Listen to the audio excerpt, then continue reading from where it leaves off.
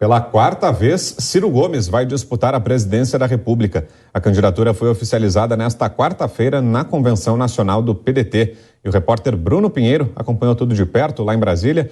Boa noite para você, Bruno. O pedetista insiste que ele seria o melhor nome para furar a polarização entre Lula e Bolsonaro, né?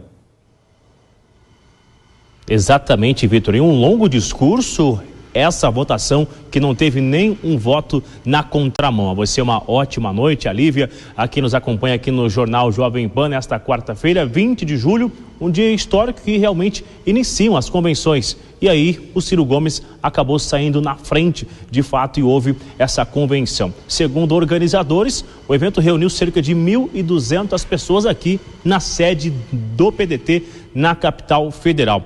A gente acompanha esse discurso, o Ciro Gomes, ex-governador, ex-ministro, ex-deputado, e como você adiantou, é a quarta vez que ele vai disputar as eleições aí ao Palácio do Planalto. Ele vem se colocando realmente como a terceira via e dizendo que é a melhor escolha entre o ex-presidente Lula e Jair Bolsonaro. Hoje, em seu longo discurso, Ciro Gomes chegou a falar que Jair Bolsonaro está disposto a tudo, inclusive a fazer o Palácio do Planalto do seu lugar ali, o seu acampamento de guerra, e que ele está disposto. Inclusive relembrou, dizendo ele, que foi uma vergonha essa reunião da última segunda-feira com embaixadores. Vamos ver o que disse Ciro Gomes em seu discurso. Ele não trabalha, a imprensa não chama tanta atenção, mas ele é um grande preguiçoso, não trabalha, não pensa, não executa nenhuma ação em favor do povo brasileiro. Ele apenas usa como pocilga o belíssimo palácio desenhado por Niemeyer e parece estar disposto a tudo para fazer dele seu acampamento de guerra híbrida. Assistimos esta semana ao mais horrendo espetáculo de apologia da ditadura e de vexame internacional já feito por um presidente em toda a nossa história. E talvez, eu acredito, na história do mundo moderno civilizado. Vocês viram? O presidente da nossa república chama os embaixadores das potências e nações estrangeiras para esculhambar o nosso país. Relembrou ainda que a PEC que implementou o novo auxílio, chegando aí a R$600 a partir de 9 de agosto, que foi aprovado tanto na Câmara quanto no Senado, é um verdadeiro estelionato, é uma tentativa de Bolsonaro conseguir uma reeleição. Nós também separamos essa fala, vamos ouvir.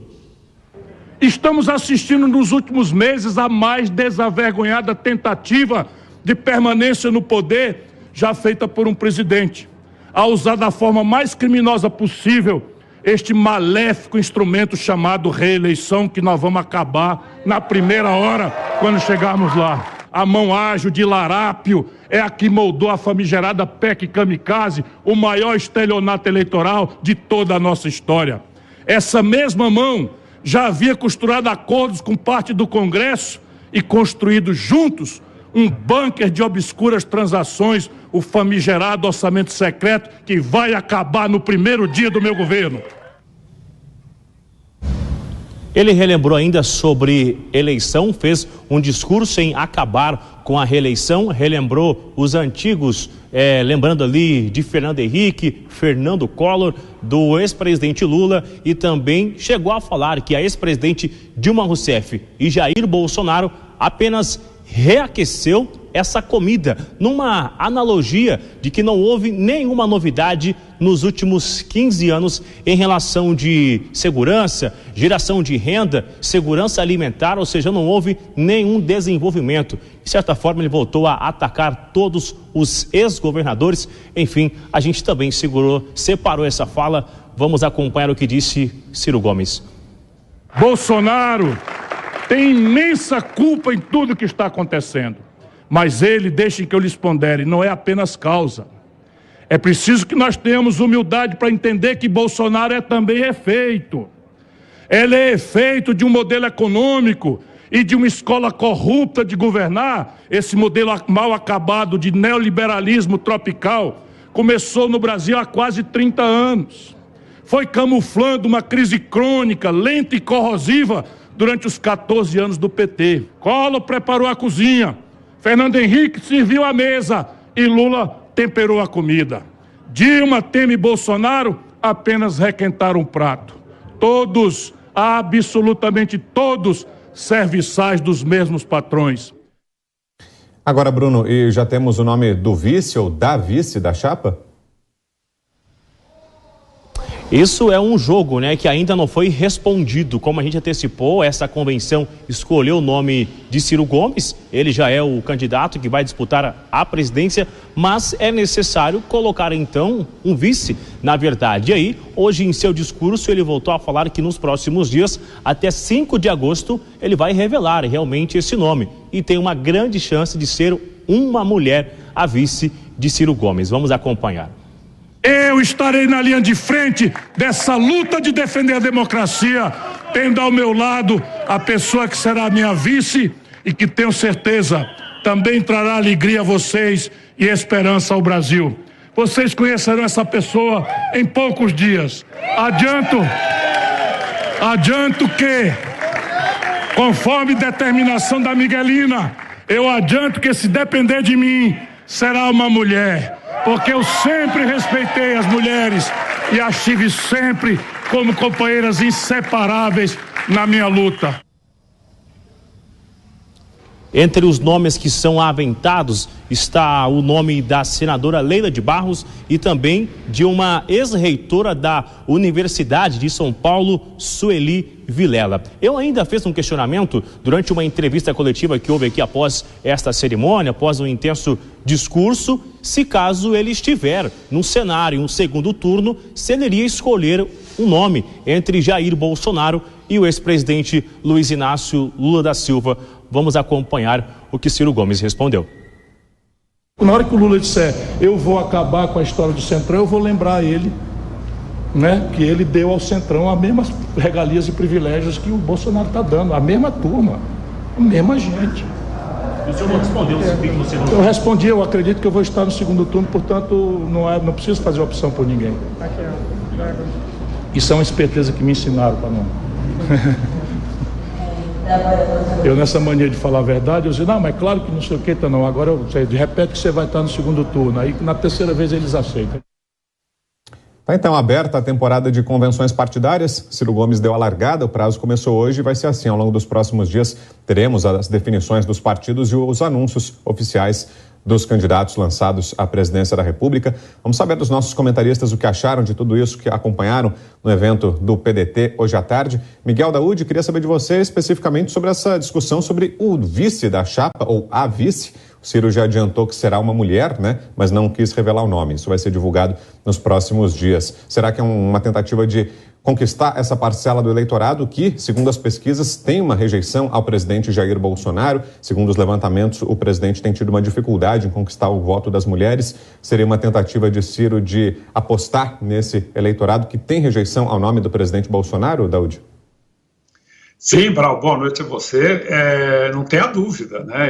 Hoje a gente viu o número de eleitores no Brasil.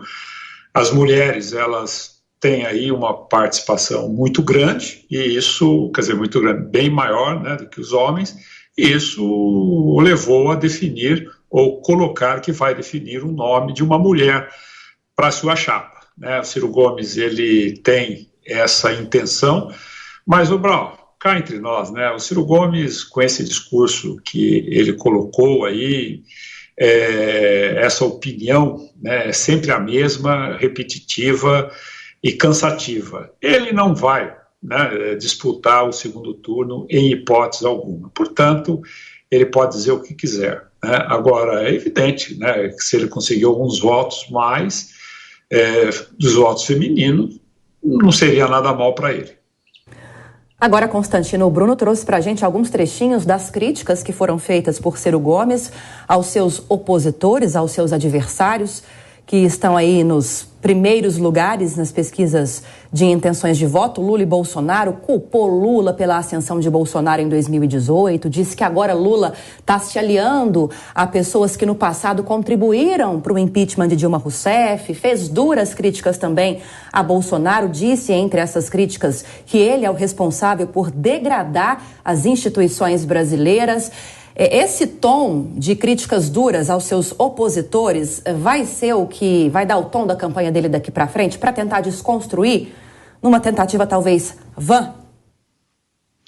Lívia, esse é o tom do Ciro Gomes desde sempre, né? Ele gosta de ligar uma metralhadora giratória na sua verborragia típica e não apresenta grandes propostas, até porque quando ele fala de trabalhismo ali, né, é um cheiro de naftalina que exala, né?